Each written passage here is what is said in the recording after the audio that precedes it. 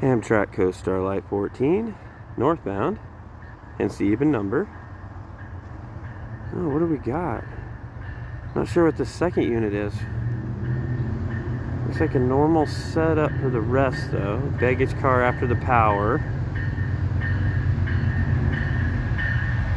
314. Woohoo! Oh, looky here. The 509.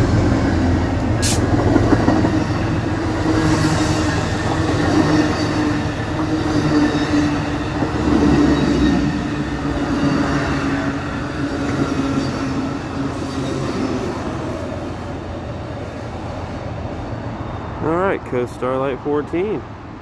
Pretty much, well, it's a little bit late even for train time, but it's still pretty good.